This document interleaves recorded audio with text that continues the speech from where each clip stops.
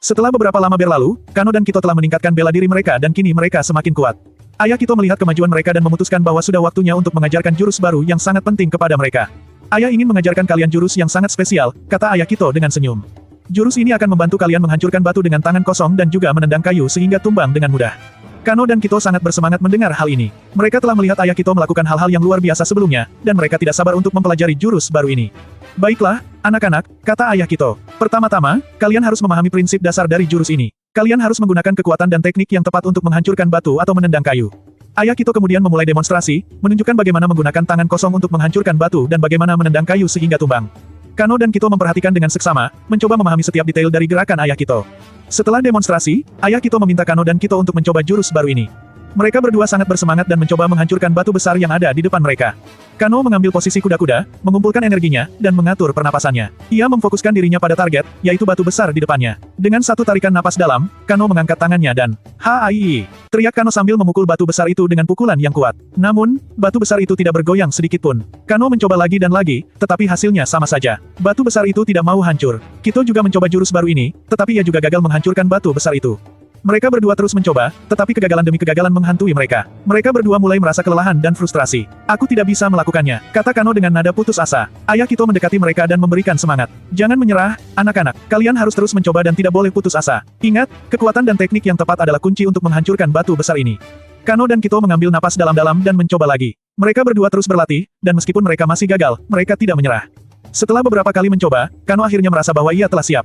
Ia mengambil posisi kuda-kuda, mengumpulkan energinya, dan mengatur pernapasannya. Ia memfokuskan dirinya pada target, yaitu batu besar di depannya. Dengan satu tarikan napas dalam, Kano mengangkat tangannya dan "Hai!" teriak Kano sambil memukul batu besar itu dengan pukulan yang kuat. Batu besar itu bergoyang, dan kemudian hancur. Batu besar itu terbelah menjadi dua bagian, dan Kano merasa sangat bangga dengan dirinya sendiri. Kito juga berhasil menghancurkan batu besar lainnya setelah beberapa kali mencoba. Mereka berdua sangat gembira dan bangga dengan diri mereka sendiri. Terima kasih, Paman, kata Kano dengan senyum. Ayah Kito tersenyum dan mengajak mereka untuk istirahat. Anak-anak, ayo kita istirahat dulu. Kalian perlu memulihkan energi kalian karena aku akan mempersiapkan lawan untuk kalian. Kano dan Kito mengangguk dan mengikuti Ayah Kito ke tempat istirahat. Setelah mereka beristirahat, Ayah Kito duduk sendirian dan memikirkan tentang perkembangan mereka. Aku sangat bangga dengan kemajuan mereka, kata Ayah Kito dalam hati. Mereka memiliki potensi yang besar dan akan menjadi pejuang yang hebat suatu hari nanti.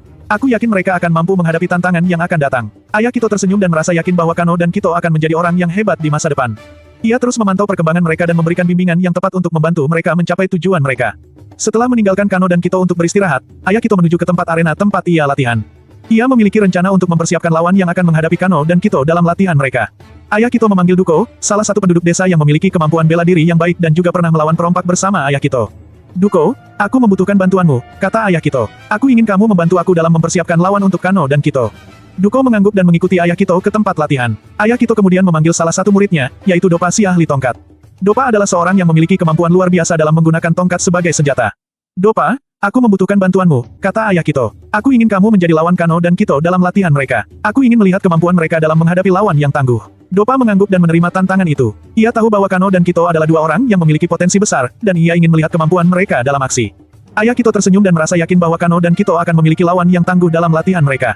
Ia berharap bahwa latihan ini akan membantu Kano dan Kito meningkatkan kemampuan mereka dan menjadi pejuang yang lebih baik. Duko dan Dopa bergerak menuju ke tempat Kano dan Kito berada, sambil berteriak dengan suara keras. Kanuragan, gitu, apakah kalian sudah siap untuk melawan kami? Kami akan menunjukkan kemampuan kami dan menguji kemampuan kalian. Kano dan Kito mendengar teriakan Duko dan Dopa, dan mereka saling menatap dengan mata yang bersemangat. Mereka tahu bahwa saatnya telah tiba untuk menguji kemampuan mereka dalam pertarungan yang sebenarnya.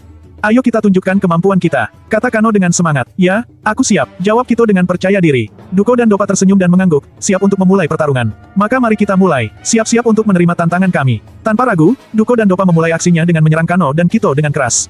Duko menggunakan tendangan yang kuat, sementara Dopa menggunakan tongkatnya untuk menyerang Kano dan Kito. Kano dan Kito siap dan menangkis serangan itu dengan gerakan yang cepat dan lincah. Mereka menghindar dari serangan Duko dan Dopa dengan mudah, dan kemudian membalas dengan serangan mereka sendiri. Pertarungan antara Kano, Kito, Duko, dan Dopa menjadi semakin sengit, dengan keempatnya saling menyerang dan menangkis. Duko melancarkan tendangan yang sangat kuat, namun Kano berhasil menangkisnya dengan tangan kosong. Hai! teriak Kano sambil membalas dengan pukulan yang kuat. Dopa tidak mau kalah, ia melancarkan serangan tongkat yang sangat cepat dan akurat. Namun Kito berhasil menghindar dan membalas dengan tendangan yang sangat kuat. Tei! teriak Kito sambil melakukan tendangan yang sangat cepat. Pertarungan ini menjadi semakin epik, dengan keempatnya menunjukkan kemampuan mereka yang luar biasa. Duko dan Dopa menggunakan kemampuan mereka untuk menyerang Kano dan Kito, sementara Kano dan Kito menggunakan kemampuan mereka untuk menangkis dan membalas serangan. Tiba-tiba, Dopa melancarkan serangan tongkat yang sangat kuat dan cepat, namun Kano berhasil menangkisnya dengan tangan kosong. Kano kemudian membalas dengan pukulan yang sangat kuat, membuat Dopa terlempar ke belakang. Sementara itu, Kito menghadapi Duko yang menggunakan tendangan yang sangat kuat. Kito berhasil menangkis tendangan itu dan membalas dengan tendangan yang sangat cepat dan akurat. Duko terkejut dengan kecepatan Kito dan tidak bisa menghindar dari tendangan itu. Pertarungan ini menjadi semakin sengit, dengan keempatnya menunjukkan kemampuan mereka yang luar biasa. Siapa yang akan keluar sebagai pemenang? Hanya waktu yang akan menjawab.